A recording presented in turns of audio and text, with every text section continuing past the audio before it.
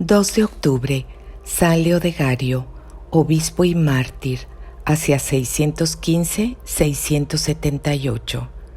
Nació el glorioso e ilustre Leodegario por los años de 615. Descendía de familia franca de las orillas del Rin y pertenecía, por sus tíos Atabrico y Bersvinda, a las 3 primeras dinastías de Francia y a las casas imperiales de Habsburgo y de Austria. Su nombre quiere decir ilustre campeón de guerra, y un día habría de justificarlo derramando su sangre por defender los derechos de la Iglesia. Garino, su hermano, alcanzó como él la palma del martirio en 678. Preparóles el Señor desde la más tierna infancia para tan noble destino, haciendo que recibieran en el hogar cristianísima educación. Su madre, Sigrada, que sería también elevada por la Iglesia al honor de los altares, esmeróse con cariñosa solicitud para despertar en el corazón de ambos un profundo afecto por las virtudes y ansia de conquistar las cumbres de la perfección. El tiempo vino a demostrar cuánto habían aprovechado tan buenas lecciones. Muerto Rodilón, padre de nuestro santo y marido de Santa Sigrada, acudió ésta a su hermano Didón o Desiderato, obispo de Poitiers, para que le ayudase en la delicada tarea de la educación de sus hijos. Desde la infancia hasta el episcopado. Según costumbre de entonces, el mencionado obispo encomendó a ambos niños al rey Clotario II, el cual los admitió en palacio, los sentó a su mesa y encargó su educación a su capellán, el obispo pictaviense. En esta célebre escuela palatina, Leodegario y Garino avanzaron rápidamente por la senda de la ciencia y de la virtud. No tardó en brotar de un modo patente en el alma de Leodegario la semilla de la vocación que Dios en ella había depositado, por lo cual Didón, su tío, se lo llevó consigo a su episcopado de Poitiers. Más tarde, cuando las pruebas del llamamiento divino resultaron evidentes, recibióle al servicio del altar.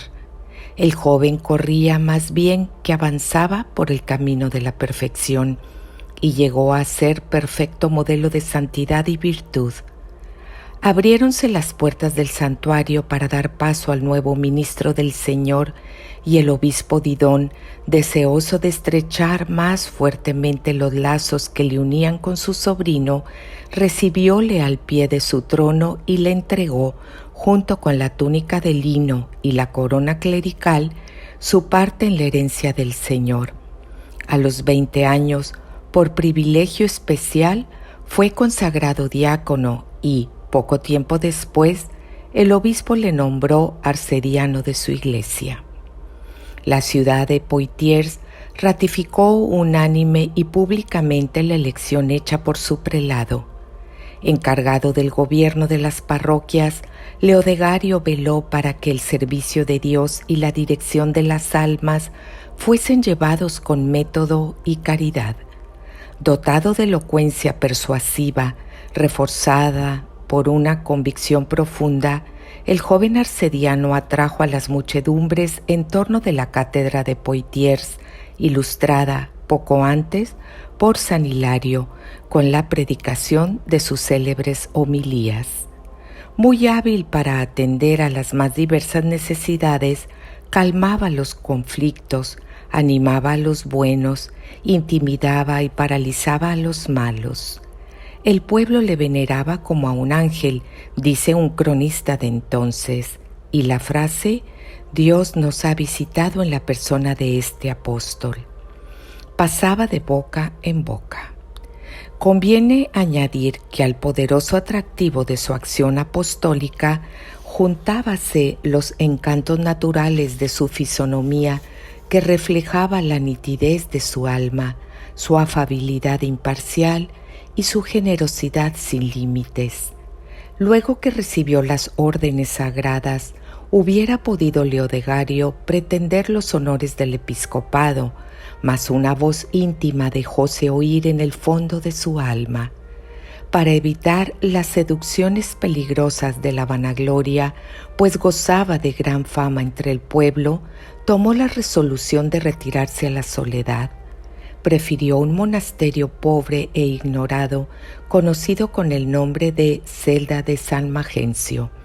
Al poco tiempo de llegar, sus nuevos hermanos quisieron nombrarle abad del monasterio, mas él, que había ido en busca de la vida retirada y oculta, negóse rotundamente a aceptar semejante cargo. Sin embargo, al fin cedió ante la orden formal de su tío Didon. Deseoso en todo de perfección, el nuevo abad quiso dar a sus religiosos una carta de vida monástica, por lo cual introdujo en la casa la regla de San Benito. Quiso Leodegario que su abadía, al par que casa de oración, fuese morada donde pudieran hallar refugio todos los afligidos. Al efecto, ingenióse en socorrer, a pesar de sus menguados recursos, a las víctimas del hambre que cundió por el año 651.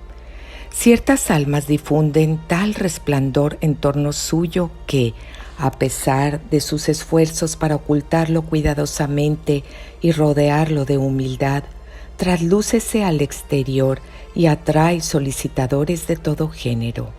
También en Leodegario tuvo cumplimiento esta ley. Fue acosado por gentes de toda condición que imploraban su apoyo o le pedían consejo.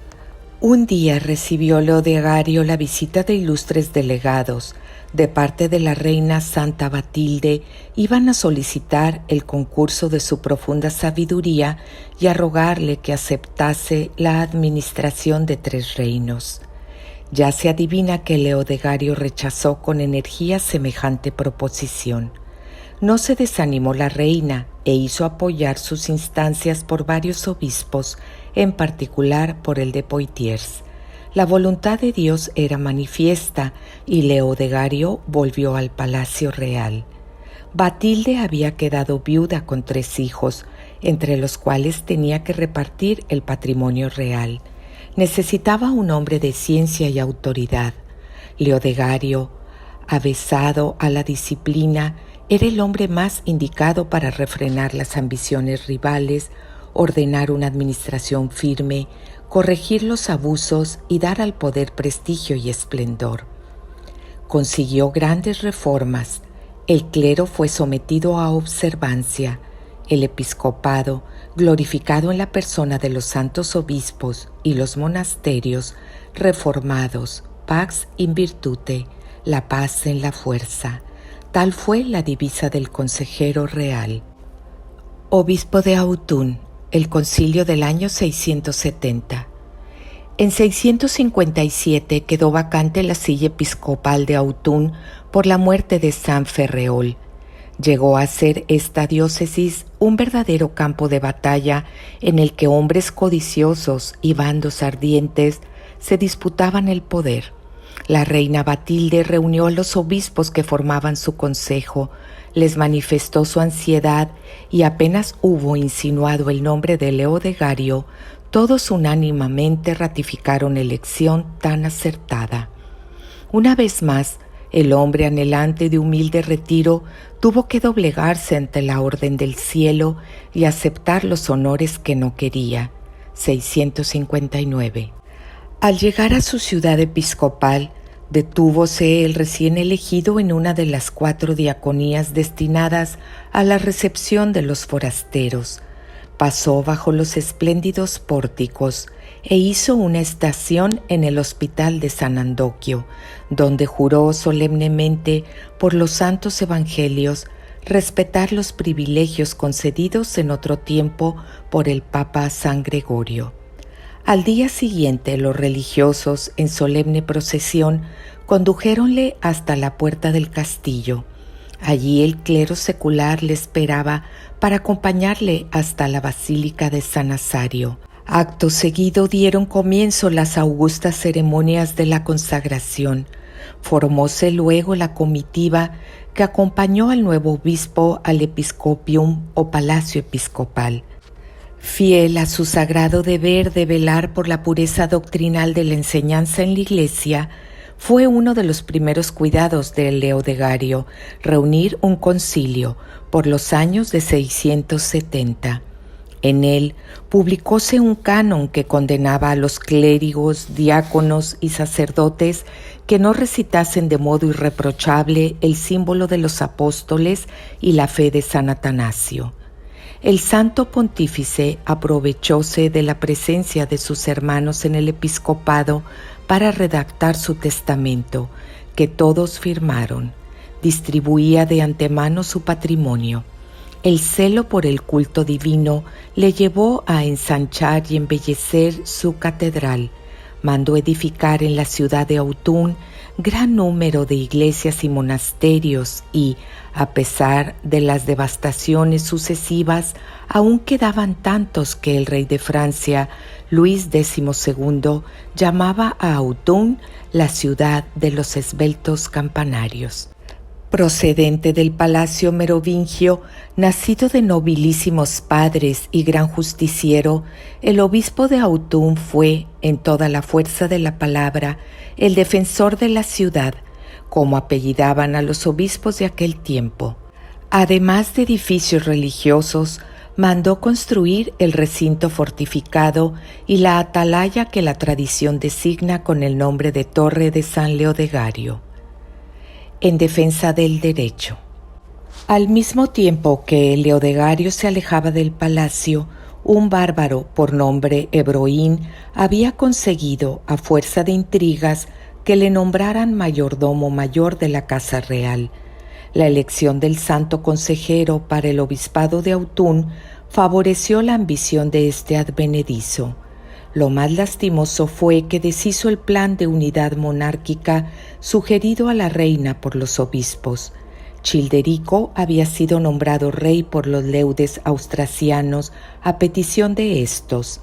En Neustria, Ebroín intentó derribar la regencia que le molestaba, despidió a los obispos consejeros e hizo matar públicamente a Sigobrando, obispo de París.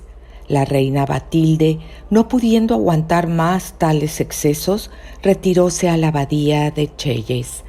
Ebroín veía colmados sus deseos, pero temía mucho la influencia del obispo de Autun sobre los burgundos, por lo que a la muerte de Clotario III, rey de Neustria, dióse prisa para proclamar en su lugar a Teodorico III, con menosprecio de los derechos de Childerico II. Por temor a las represalias, publicó un edicto que prohibía a los burgundos la entrada en palacio. Estos, desafiando al tirano, se unieron con los austrasianos y proclamaron a Childerico II rey de Neustria y Austrasia. Ebroín, vencido en 670, tuvo que mendigar un asilo al pie de los altares. Merced a la generosa intervención de Leodegario, fue recluido en hábito monacal, cual lobo revestido con piel de oveja, en santa y magnífica prisión en la abadía de Luxeuil.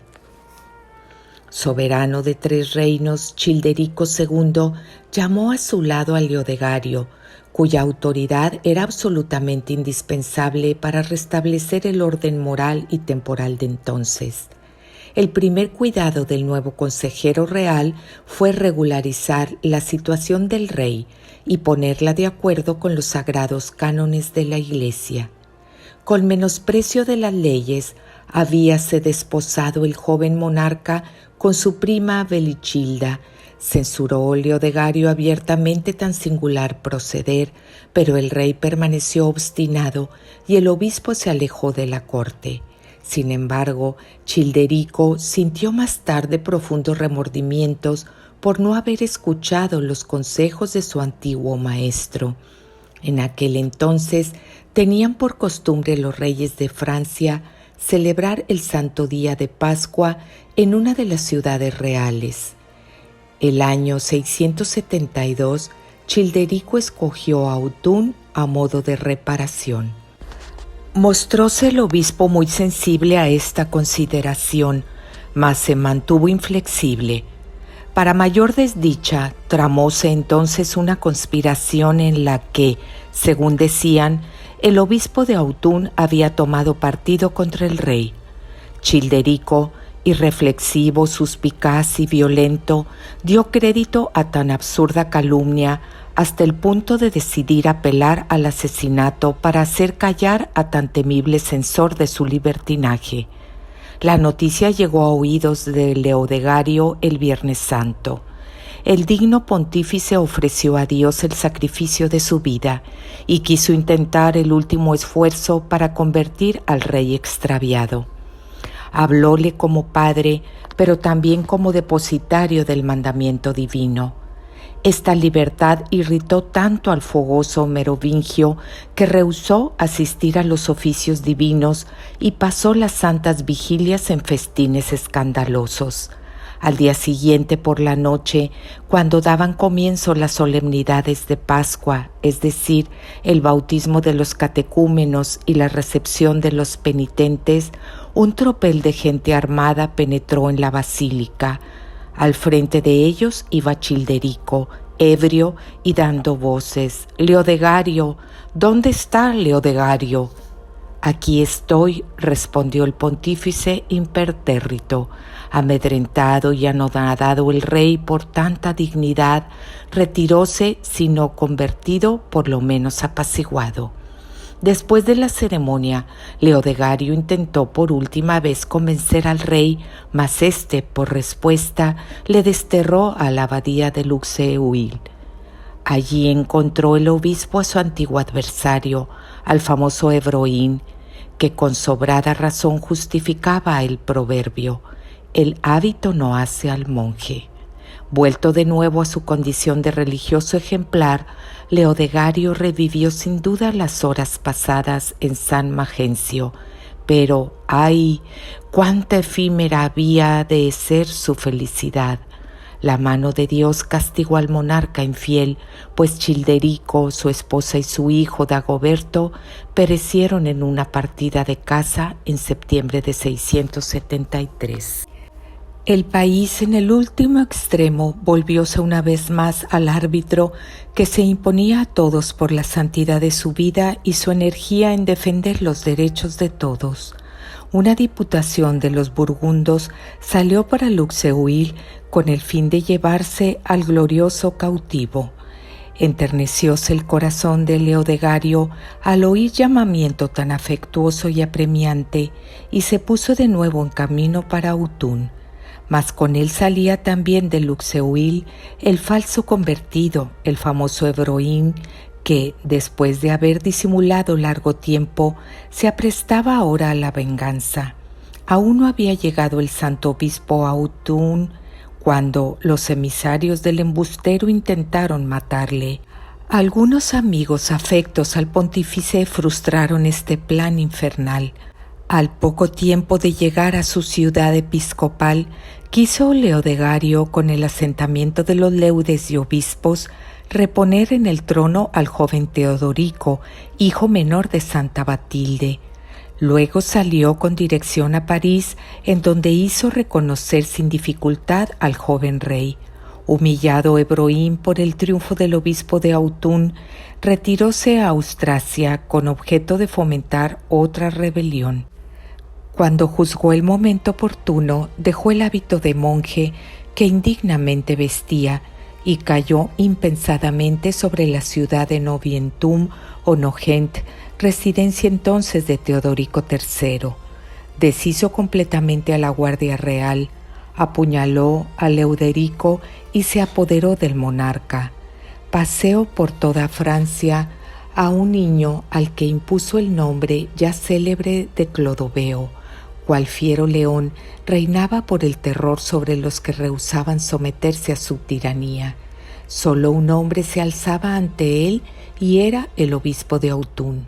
Para resistir al usurpador, el defensor de la ciudad vióse obligado a organizar precipitadamente un ejército. Ya era hora, pues el enemigo se hallaba a las puertas, amenazador. A pesar de la valerosa resistencia, fue preciso ceder ante el número y la ferocidad de los sitiadores. El 26 de agosto, aniversario del martirio de San Sinforiano, hijo de Autún, los enemigos penetraron en la ciudad. No obstante las súplicas de su fiel rebaño, Leodegario rehusó ocultarse. Por última vez encaminóse a la catedral, celebró los sagrados misterios, se despidió de los fieles y, revestido con las vestiduras pontificales, entregóse él mismo a sus enemigos. A pesar de los gritos y protestas del pueblo, Leodegario fue llevado hasta la falda de una montaña, no lejos de las murallas de la ciudad. Mientras las hordas salvajes se dedicaban al pillaje en Autún, verdugos más crueles todavía se atrevieron a poner manos violentas en el venerable pontífice. Arrancáronle los ojos y le agujerearon las órbitas con hierros candentes. Tal era el sangriento preludio de un largo suplicio. La palma del martirio. Ebroín entregó el prisionero a Waimer, uno de los oficiales, para que le llevase a lo más recóndito de un bosque y le dejase morir de hambre. Pero el oficial del rey tuvo compasión del ilustre prisionero. La milagrosa supervivencia del mártir encendió el furor en el corazón de Ebroín. Acusó al glorioso mutilado de haber participado con su hermano Garino en la muerte de Childerico II. Halláronse falsos testigos y los dos hermanos fueron condenados a muerte. Garino, atado a un poste y azotado, sucumbió luego bajo una lluvia de piedras. Leodegario hubiera preferido ser compañero de suplicio de su hermano. Así lo entendió Ebroín y, por un refinamiento de crueldad, difirió la muerte del obispo.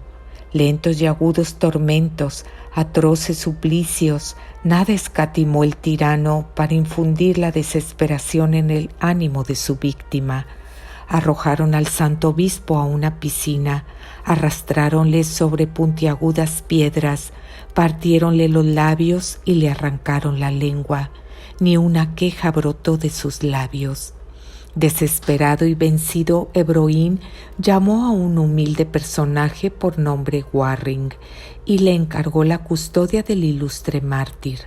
Mucho confiaba en ese carcelero, pero Warring, recientemente convertido al cristianismo, había fundado un monasterio en Fécamp, a orillas de la Mancha, en el que encerró al obispo cautivo.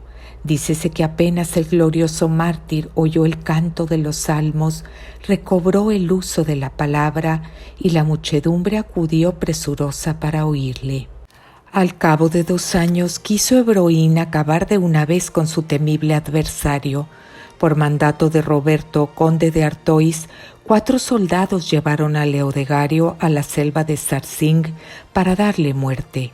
El santo mártir señaló él mismo el lugar del suplicio y les dijo, repitiendo las palabras del divino maestro: «Hijos míos, lo que tenéis que hacer, hacedlo pronto». Al oír estas palabras, 3 de los verdugos imploraron el perdón de tan santo obispo. El cuarto, llamado Wadhard, no pudo resistir al aliciente de lucro. Alzó la espada y Leodegario se entregó sin resistencia, bendiciendo por última vez al asesino. Acaeció esto el 2 de octubre del año 678. Reliquias y culto de San Leodegario. La esposa del conde Crodroberto recogió piadosamente los restos del cuerpo de San Leodegario y los depositó en un pequeño oratorio, donde permanecieron 2 años y medio. Los milagros y prodigios que Dios obró en este lugar, así como los favores sin cuento que dispensó, lo convirtieron pronto en centro de romería muy frecuentada. Religiosos carmelitas se encargaron del servicio del oratorio, que en el siglo XVI fue transformado en una capilla más amplia, restaurada a principios del siglo XX. El obispo Ansualdo ordenó a Odulfo, abad de San Magencio y probable sucesor de Leodegario en el gobierno de este monasterio, que fuese a recoger y transportar solemnemente a Poitiers las preciosas reliquias del mártir. Durante todo el recorrido y especialmente en Tours, multiplicáronse los milagros. El cuerpo del obispo de Autun fue colocado debajo de un altar resplandeciente de oro en la cripta de la iglesia de San Magencio. El culto de San Leodegario se extendió por Suiza, Alemania, Bélgica y especialmente por Francia, donde se erigieron muchos templos en su honor. A fines del siglo XVI, la ciudad de Autun fue milagrosamente liberada del yugo de los calvinistas por intercesión del santo, que, según dicen, aparecióse sobre los muros de la ciudad. En la actualidad todavía se cuentan en Francia 55 pueblos que llevan el nombre de este santo.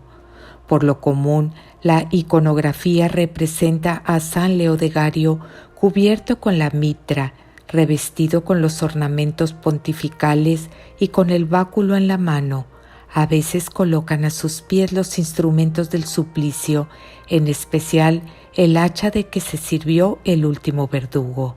En ciertos lugares se le invoca para conjurar la parálisis infantil.